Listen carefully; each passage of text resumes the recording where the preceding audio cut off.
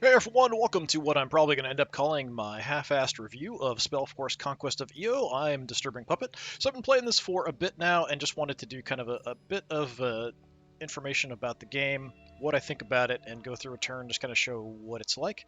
It's interesting. So overall, just the short, what I recommend it, yeah, it's pretty good. There are some issues with it. There are some things that are kind of simple, but it has some really interesting, compelling stories. There's a lot of storytelling built into this game. It can be difficult depending on how things go, which there are some random elements to the maps. There's random elements to what enemies you're going to face, that kind of stuff. But overall, pretty good. So let's take a quick look at something here. We're going to take a look at the map. So this is where you're going to spend most of your time. This is my Wizard's Tower, which can be upgraded. As you level up, it will get bigger.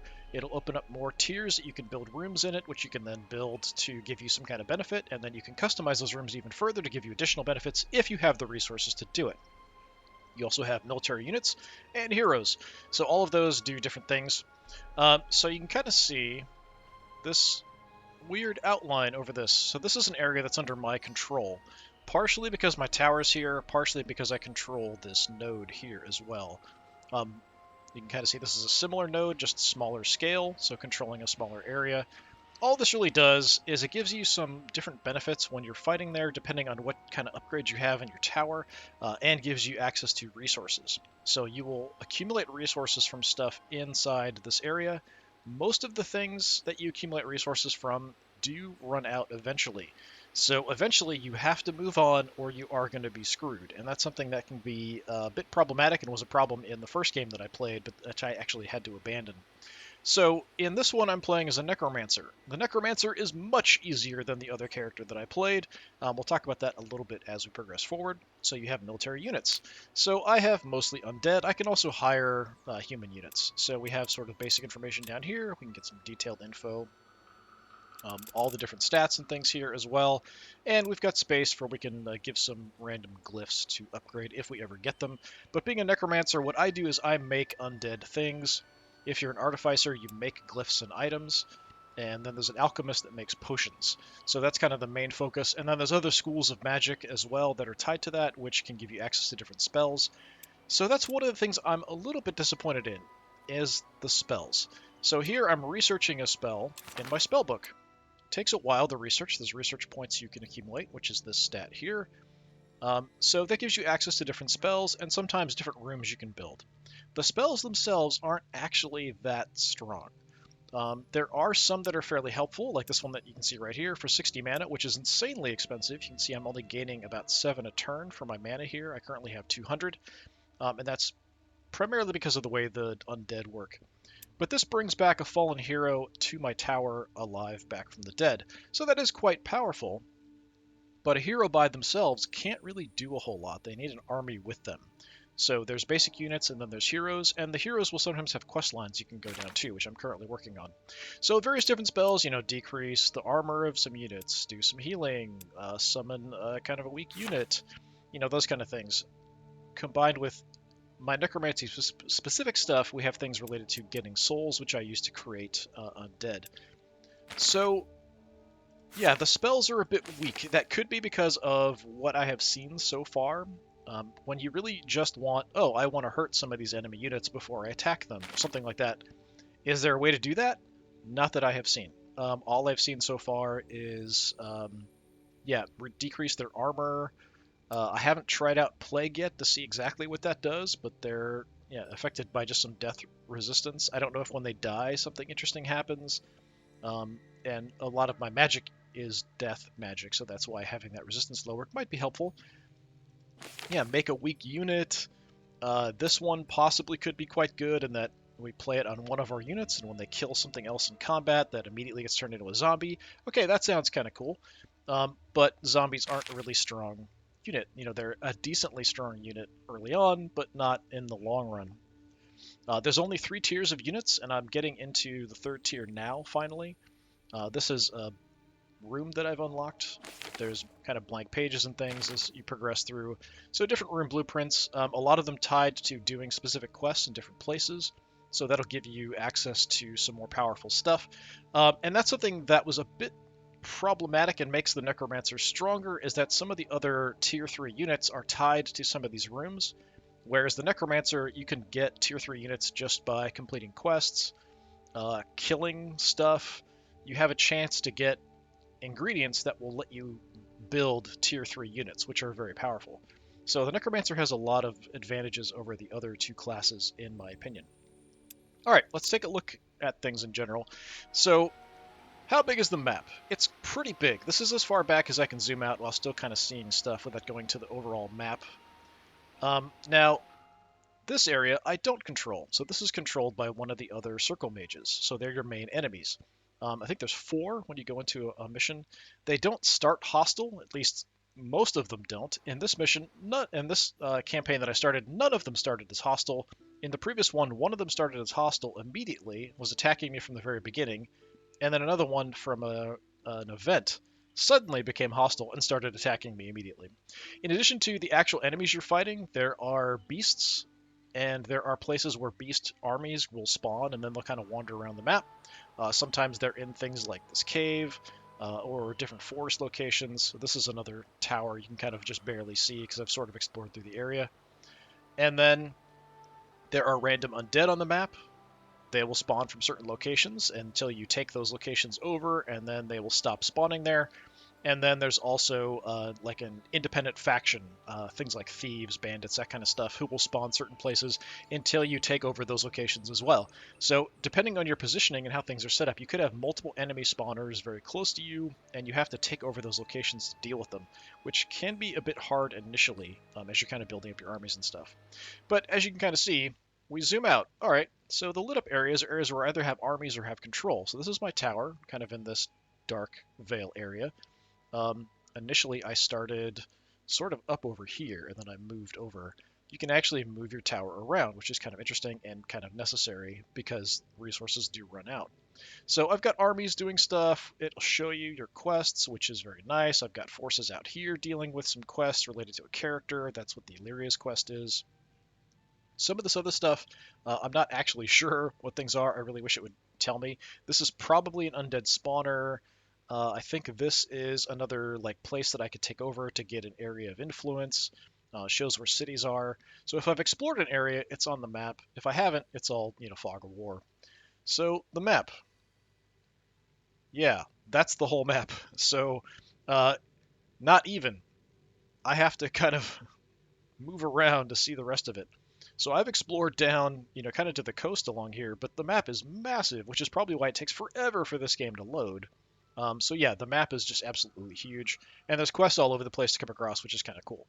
So I do like that. The quests are also very compelling. There's interesting things to do in them. There's interesting story stuff. Doesn't seem to want to zoom down. All right, so this army that I have selected here, we're kind of at the end of the turn. I'll just kind of show you some of the different armies and characters and things, and then we'll do the turn, and we'll do the next turn. That'll be about it. So as a Necromancer, my undead units that I create require mana as an upkeep. Regular human units or mortal units that you hire usually want to be paid in gold. I have more undead, which is why my mana is down a bit, and we can get kind of a basic rundown on there. So I'm currently paying 34 mana a turn for unit upkeep, and 1 for spell upkeep. So that's pretty pricey, but I'm still in the positive. That could change as locations run out of resources, though. So I have various different units running around. So these guys here are level 2. They have some kind of cool abilities. They are ethereal, so they don't take much physical damage. So they're just a generally quite good tanky class. We have some skeleton warriors, skeleton archers, and the initial group that you have initially is the ghouls, the first unit you can recruit. And I still have some of them still running around doing stuff. All right, so they have certain movement based on the combined movement here. So you can only move the stack as far as your slowest units, so you might want to pay attention to speed when doing things. Undead, as you can kind of see, can just cross water. They just kind of walk underneath it or float on top of it in the case of these wraiths. Not a problem. Mortal units, like humans, soldiers, that kind of stuff, cannot cross water. They have to go to bridges, or you need to give special items to either make everybody fly or cross water to every single unit in the stack for the stack to be able to move across it. This can be a big problem when you have a spawner on an island in a river, which happened to me in the first game, which was spawning undead. I couldn't ever get to it to attack it and take it out, and it would constantly spawn undead who would then just cross the river and attack me. So that kind of stuff can happen. As you progress, you can get more units. There's always a slot reserved for a leader in every stack. I can't just put a regular additional unit in here. That's it. Overall, just kind of showing the power to give you a rough estimate of how strong the stack is. So let's take a look at a unit. I've got some workers there. So up here, I've got a couple units with heroes kind of cruising around doing stuff. So I'm currently doing some stuff for this character's quest, which is why she's in the area. So this is Lyria. You've got slots for weapons, armor, gear, relics, that kind of stuff. So I have some various different things on here. They've got usually some special skills and abilities. They take this special slot. They can also build a house somewhere on the map, which lets you control the area around it. So some of those control zones we can see on the map are because I've got different characters. So current level, sort of what they are. So she's a spellcaster, mortal human, hero, and cavalry. So attack power, movement. This is willpower, which gives you some resistance, armor, and focus, which lets you do special abilities.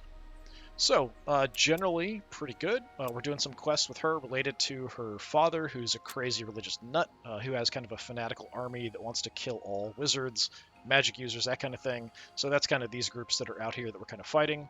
And then I have kind of my main big army over here, which is actually not quite, I think, is it as strong or slightly less strong? Yeah, actually, it's slightly less strong than hers, primarily because we still have like tier 1 unit here. The rest of these guys are tier 2 or 3. So if I swapped out the skeleton warriors for somebody else, it would go up quite a bit. So we've got a city here. We can recruit stuff. We can go check things out, talk to people, pick up quests, that kind of thing. And then there's some random other things, like this is an alchemist's shop where I can buy potions and things like that. So these are the kind of things that will disappear on maps if you have them in your area. So if I have it in my area, it'll provide 1 gold and 3 research, but this will eventually go away if I have it inside a zone that I control. Some places don't go away, so bridges never go away, it seems like. So in addition to that, there's also resources. So out here you can see there's some sky iron, so you might want to harvest that for certain things. Fairy grass, which you can harvest to do different things. Going on this tile will actually give you a benefit and let you fly temporarily, which is kind of cool. So we have a quest out there to do. So if something's a spawner, this is what it'll look like. It'll have kind of these weird floating skulls around it. So that means units will constantly spawn from that place until you take it over. Armies can attack you. They probably will. Combat is fairly simple, partially because you don't have that many units. So as you progress through, you can have more and more. Like when I first started, I could have 4 total, and now we're up to 6. So generally kind of a nice improvement in power. But the same thing is happening to the other circle mages, so if they get ahead of you in power, you're kind of screwed. Part of what you're doing is putting points towards your mastery, so this increases your level, which could affect how many units you can have in a stack, affects how many tiers you have unlocked in your tower, that kind of thing. While we're at it, take a look at the tower. So these are your rooms. So you start with just the 1, then 2, 3. So some of these are sort of basic, some of them are a bit more advanced, like the Well of Shadows. Each room has special slots for upgrades, so you can build additional things to sort of customize the rooms. So if we want to look, there's certain things I can build. So certain things I might want, but they're incredibly difficult to actually meet the requirements for, because you have to put in ingredients to meet these requirements as far as these little numbers of dots of different color, but you have a limited number of spots. So this is how it works for building upgrades. There's something very similar for if I want to make undead. So I need a soul, and then I need different colors, and the different colors will get me different combinations of enemies. If I want to hire people, I can hire people right out of my tower because of some of the buildings that I have, and also because of areas that I have under my control. So I've got a troop quarters here and a human barracks, so both of those give me access to certain units. I've got some upgrades to give my guys additional XP when they come in. I've got some upgrades to give me extra mana or pay for more mana for upkeep. Increased chance of getting souls when I kill stuff, that kind of thing. So I'm currently only level 36. When I get up to 45, I guess, maybe we'll unlock another tier. Although it does say here 50, which will increase my domain, apprentice slots, and tower rooms. And your tower will change as you level up. It'll actually change the way it looks. I can't change the color or flag of my units. It always seems like it's default the blue. But yeah, that's fine. So there are other factions. There are weekly benefits, which is what we have here, nothing too major. So this is showing kind of how much the other cities and other factions like me. So these are other circle mages. So Rowan Tahir here isn't really a big fan of mine. Most of the cities start relatively hostile to you, and you have to kind of build it up. Because as you build up alliances with certain cities, it'll give you access to more units that they might have, which is kind of a nice mechanic. So you might want to buff up things like that. As long as you don't bug the other circle mages or trespass into their territory, they're usually pretty fine. But they seem to want to trespass into your territory a lot and just kind of get away with it. One thing I do wish I could see more clearly would be like here, so I can see kind of the edges of those zones that are controlled, but on this big map I can't actually see anything like that. So that is a bit of a drawback and makes things a bit of a hassle, but it is what it is. Alright, so we'll do a little bit here, and then I'll talk a bit more about the Necromancer versus the previous class that I played, the Artificer.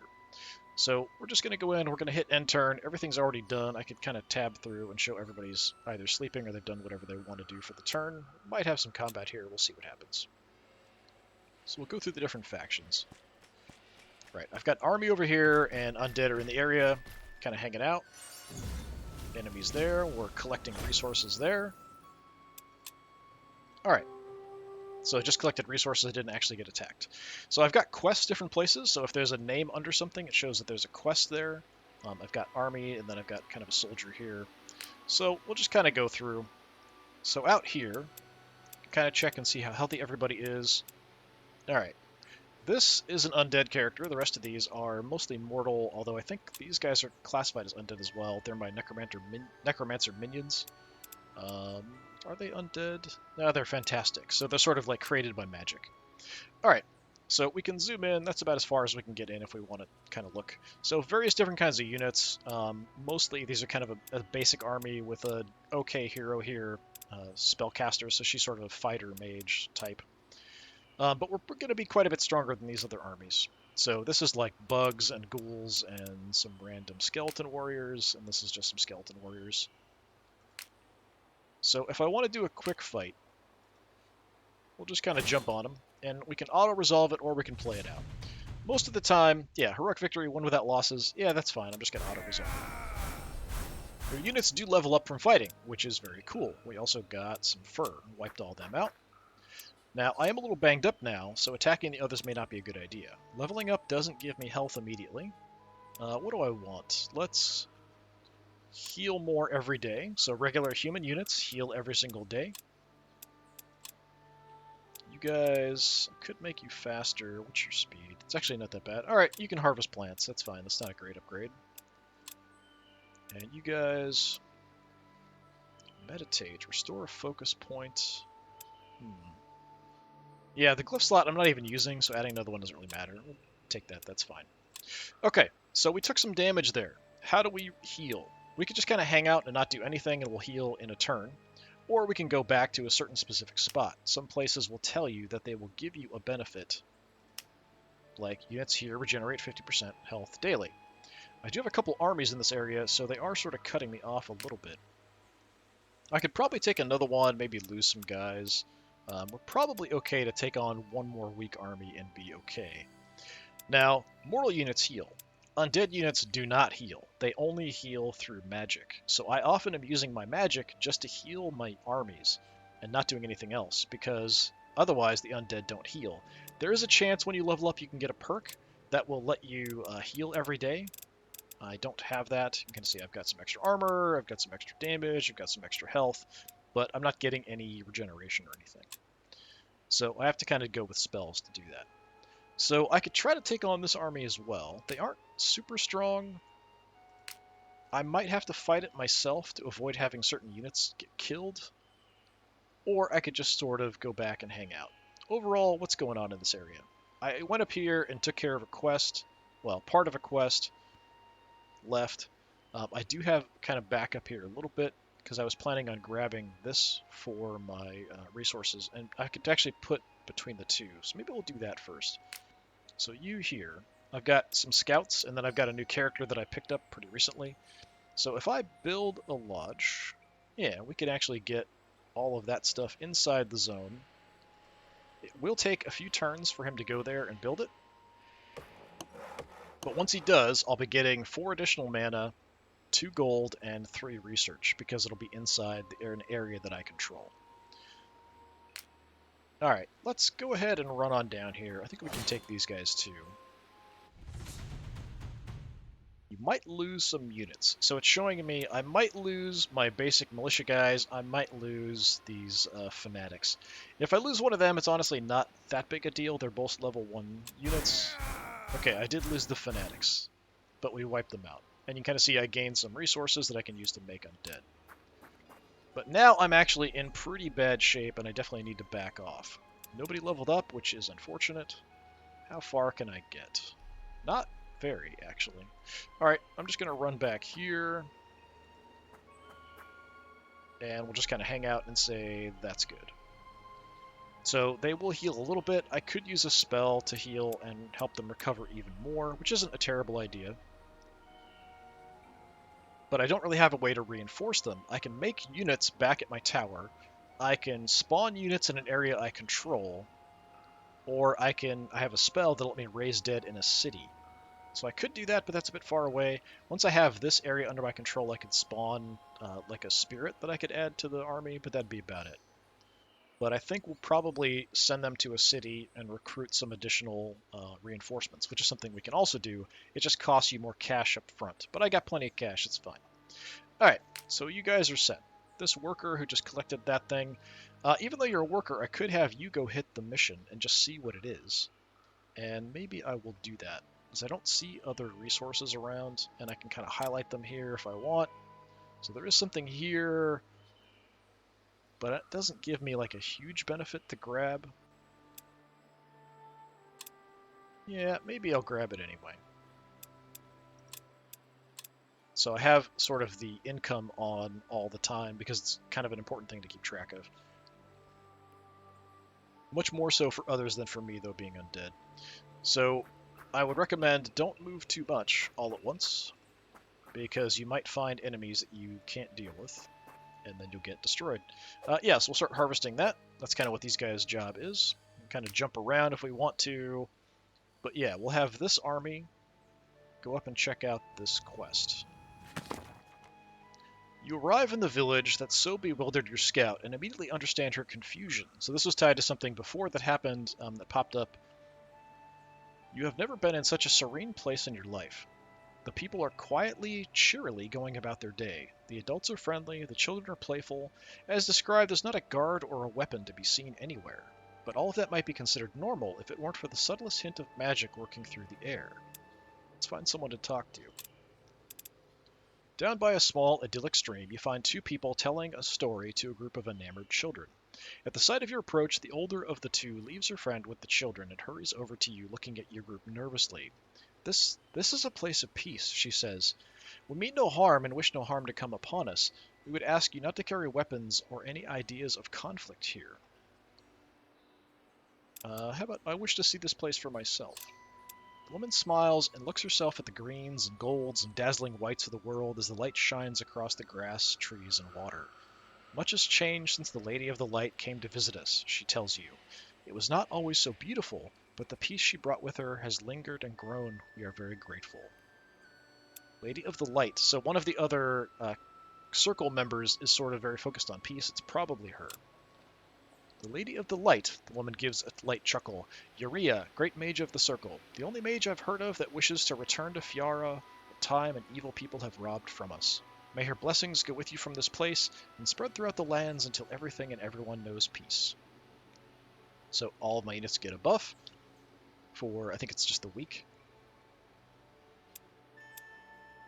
Either way, we end the adventure. Thank you, may they stay with you. I'm kind of on good terms with her. Kind of take a look. So yeah, quite good terms with her. Iskrim just wants to be left alone. She will sometimes do some tests. Rohan is a bit more aggressive. I think there's one more, but I'm not 100% sure if there's 3 or 4. I think there's one more because there should be another, but it could be that there's another city that will expand out here. I'm not sure. So yeah, we were kind of exploring with this army, checking out the south where there are giant demons.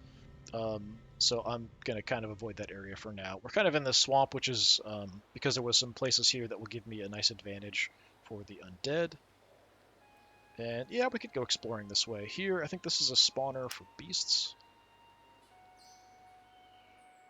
Yeah, nature, corruption. Yeah, we could go check that out.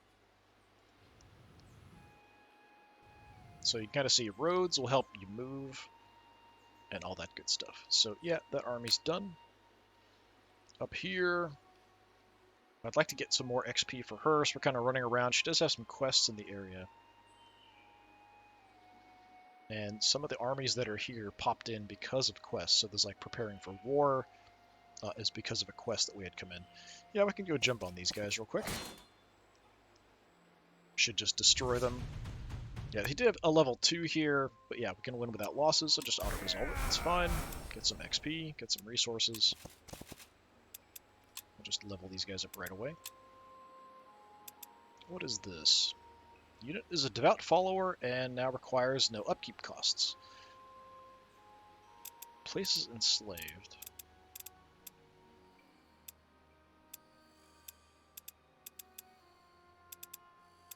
Don't see enslaved. I don't know if this affects my mana upkeep or if this is only for something that affects gold upkeep. I am not 100% sure. The armor's generally decent. This, I'm not so sure if that's actually going to do much.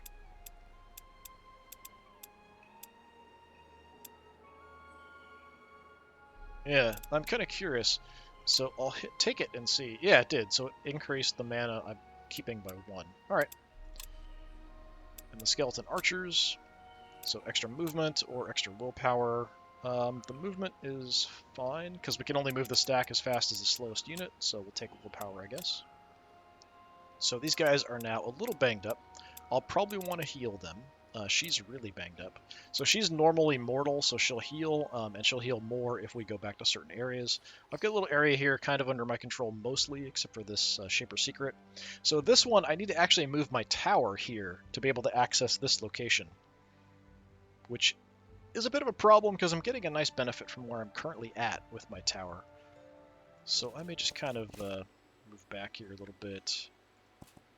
Do a little scouting. I'm trying to look. I'm pretty sure that there's some stuff, like armies down that way. Alright, what I'm going to do, because they are banged up. Oh, and this is something we have for her quest. We finished the first part. There's 2 more steps to the quest to continue for her. I'm not sure if we'll unlock something really cool for her when that's done, but we'll see. This is how we win the game, and we're kind of our progress towards each of these different objectives. We need 3 of them to win. So researching stuff, being revered by multiple cities, having certain landmarks, having a certain number of apprentices, killing off the other circle mages, of course, having a hero all the way up at level and finishing their story quests. So I think we're just going to do aid, which heals everybody in the stack at the end of the day. So everybody in the stack will heal a little bit. It probably won't get everybody back to full health. She'll heal normally, but with a buff. Yeah, some of these guys will be back to full, not all of them. It doesn't seem to matter who I finish a quest with, so I have multiple armies up there, so we'll kind of see as we move forward. You guys, what was I doing with you? I mean, obviously I was headed somewhere. I just don't remember why. Actually, I think I was going to come down here and check this out with another army if I needed it. So yeah, this army's kind of weak. We're kind of keeping them back. Kind of hang out in my tower, that's fine. If we move the tower, the army that's in there does travel with the tower. So I'm keeping my tower here because it's keeping this inside my zone, which gives me a bunch of extra free mana for upkeep, gives me some other benefits and things as well, so increased chance of getting souls when I kill stuff. If I take my tower away, this isn't big enough to cover that, so it's kind of unfortunate. So this actually is giving me nothing from inside the zone anymore because the things that were here expired. They just ran out after a certain amount of time and went away. So this is the other army that I have up here. I don't know if I can actually do her quest. I think I was going to go check out the preparing for war back here. But I might have already... Did I already go there? Okay, fairy grass gives me flying temporarily. Just gonna run out here. Right, there's an army there. We looted the graveyard and got some ingredients I can use for making undead. Very nice. I only get that the first time you go to these places. Little army there, not a big deal. We have an adventure here, so yeah, we'll deal with that. I can't really go anywhere else, so I'm just going to hang out here. Everyone in this army is undead, so nobody here is going to heal without magic. I do have some specific spells I can use on a 1 unit to heal them, but that's about it. So that's all the units that aren't currently doing anything. So what else can I do? Well, we can adjust how our income from Allfire, which is a certain specific resource we get, how I'm splitting it up. Currently I'm splitting it between research, leveling up, and mana evenly, but if I need to, I can move this and push it more towards mana, more towards research, more towards leveling. So you have a way to kind of play with it. So I potentially have much more mana I can access if I want to. It'll just slow down research and slow down my leveling process.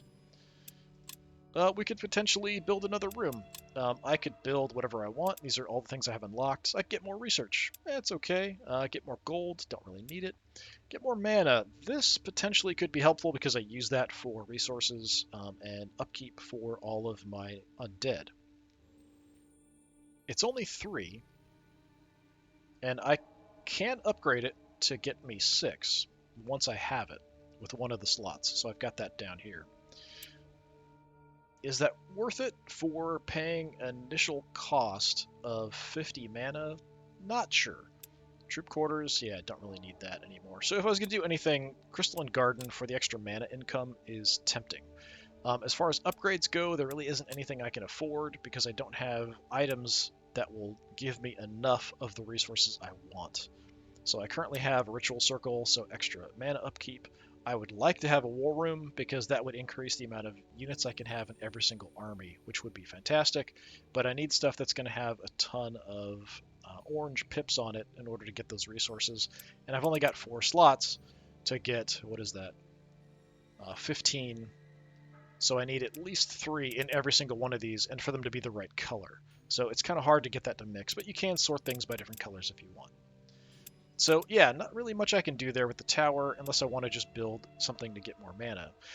Currently, I can look at my inventory, I can sell stuff if I need stuff for cash. I can hire guys because of the places in my empire and in my tower. This is what I have access to. Tier 1 guys, Tier 2 stuff. Tier 3 I can make, but I can't hire anybody at the moment. Undead, I could make some more guys, but all my slots are full. I'm currently making 2 level 3 units, some Reapers and some Blood Golems. So that will give me a lot more power as I move forward. Any spells I want to do? Not particularly. There's nothing really that great, other than trying to heal up some units. That's about all I can do. I'm only getting 8 a turn, so I'm trying not to use too much.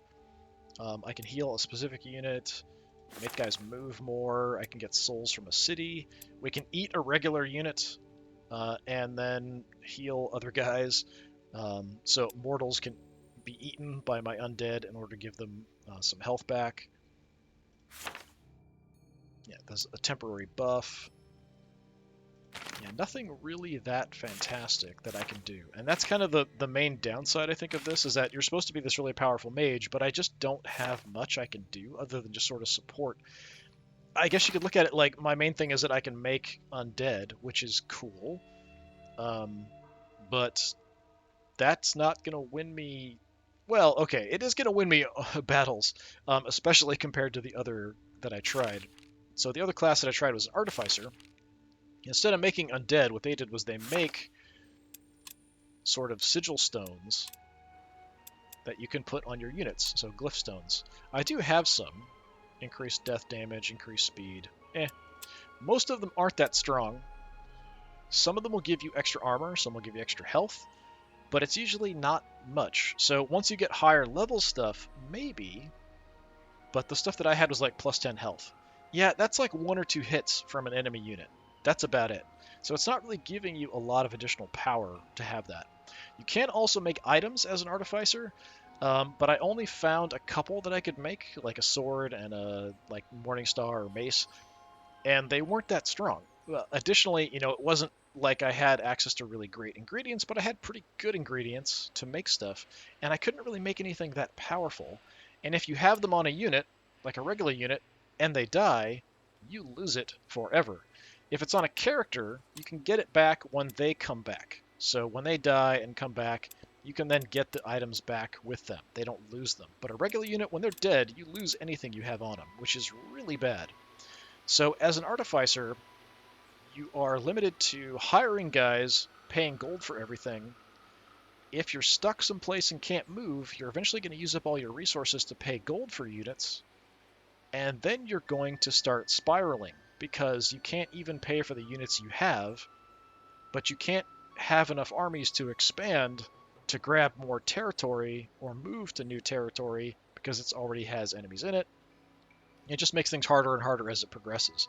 With the necromancers, I can not only hire units, but I can make units and pay for them with a different resource, mana. So I can have at least kind of double the armies. And I think I have way more than that. Playing as an artificer, I think I only managed to have 2 full stack armies ever. And that was bankrupting me, essentially. Because I kept getting stuck in an area where I couldn't move and couldn't really spread somewhere else because I was being attacked by 2 different circle members, being attacked by groups of thieves and bandits that kept spawning until I took out the spawners, being attacked by undead who were spawning just randomly because of some events near me. So I had all of this stuff that I was fighting just to hold on to what I had, and then I ran out of resources in my area, and then my armies just kind of spiraled out of control. So even going up in tiers worked for a little while, but if I want to go to tier 3 units as an artificer, I need to finish those quests that are only in specific areas to unlock specific buildings, which I then need to build in order to actually get access to those tier 3 units. I think you can get some tier 3 units from being friendly enough with certain cities. So I think like Bastion here, if I'm friendly enough, I can get 1 tier 3 unit from them. So there's other ways like that to do that, but I couldn't really go anywhere or do anything, so I was just sort of stuck, and then eventually I just gave up on that campaign. As a necromancer, all I have to do is get lucky. I can finish quests and get souls to make tier 3 units. I can kill tier 3 units and get their souls to make tier 3 units. So sometimes you'll see like a tier 3 random beast with maybe 1 or 2 friends wandering around the map, and you can maybe take him out with an army or 2 if you need to. Things like that. So just completing quests, doing certain things, going certain places, checking out graveyards, checking out ruins. I can get spirits from that too. So you can get access to tier 3 units much, much more easily with a necromancer. So I feel like it's really not very balanced between the 3. And I haven't tried the class that makes potions yet, so I don't actually know how that goes. But yeah, so I would like it if the map were a bit more easy to read and easy to see like where the enemies were. Another thing that's a bit of an issue is if I go in here, yeah, I can see this is controlled by somebody, but I'm not sure who. Like everything's, like mine's kind of this blue color. What color is that supposed to be? And what color does it correspond to here? I don't know. I think it's Iskrim, as I've seen Iskrim in the area, but it could be Rowan. I'm not sure. So if I want to like decide to fight somebody or fight over some territories, like I could potentially take out all of this with the 3 towers in the area, but I'm not sure if these are 2 different ones. I think they are the same, controlling the different areas. But then there's these down here. So that looks slightly different color. That's probably a different circle mage down here on the coast, but I'm not really sure. I'm not sure how strong they are in comparison to me. So there's all of those kind of what ifs and iffy situations you can kind of run into, which does make scouting kind of important. I've just really been chasing quests and going through the quest stories and looking for stuff. So currently I'm kind of focused on doing the quest stuff for Lyria, so we've got a couple quest locations out here to take out. And then I'm doing some cities, quests for Bastion here, this city, to kind of benefit. There are resources in this area that I'll probably try to come in and take as well. And eventually I'd like to get my tower up here so I could do this. But I also have an area far off over here, I think, if I'm not confused about where I am. I'm confused about where I am. Yeah, so this is my main core. So way out here, there's a spot as well. So there's an all-fire location here that if I move my tower out near to, that then I could take this over, and having control of this would give me control of this area, which give me potentially some resources. But yeah, it's an interesting game. There's a lot of interesting stuff going on. This is the area where I started near this. So this island that's created by the river that had like an undead spawner on it, and the undead could cross the river, and I couldn't. So my tower in the first game was up here somewhere, and I was constantly having to fight over here just to get access to the bridge to come down, but I could never actually get in there to take it out. So that was constantly spawning. There was a enemy circle mage down over here was sending armies in constantly. Then an event put an enemy tower up over here. Then they were sending armies at me constantly. And then there were a bunch of bandits and things spawning out this area, coming down and attacking me. The locations of things do change if you play on the same map. The cities will stay the same, but the locations of things like all these various different locations for the... Well, I think these might be the same. The all-fire locations might be the same. But most of these other places, the guard posts, the inns and things, it seems like they're randomized, grain silos and stuff. Some of them might be set, and then others are randomized. I think the ones that go away, so anything that will eventually disappear, are always random. But they're probably spread out in a certain way to sort of make them evenly spread a little bit. So you can see we've got another color here for a different circle mage that's out this direction. I think this is actually Uriah, or Uriah. So I think I saw some of her units in this area. So she's kind of expanded. This is a battlefield, so just going here will get you some stuff. But when I came through, I had a mortal army that couldn't cross the river to kind of go check that out. So you're really, really stuck with mortal armies to looking for bridges. With the undead, I don't have to worry about it. And that's alone is a massive advantage. So it's one of those things to kind of keep an eye out for. So here, yeah, I'm getting some resources from this town, from the bridge, from this graveyard, from the inn.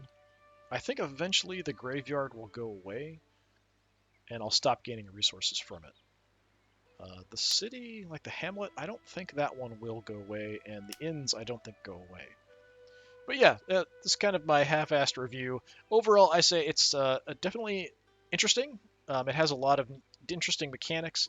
The combat is very, very simple. So if you're looking for something like a Total War, it's not that at all. The fighting is very limited. You do have some access to some skills and things here and there, but nothing that's really in-depth. The armies aren't huge. You can't combine armies into a single fight. You'll have to fight with one, then fight with the other, that kind of stuff. So even if you have two armies traveling together.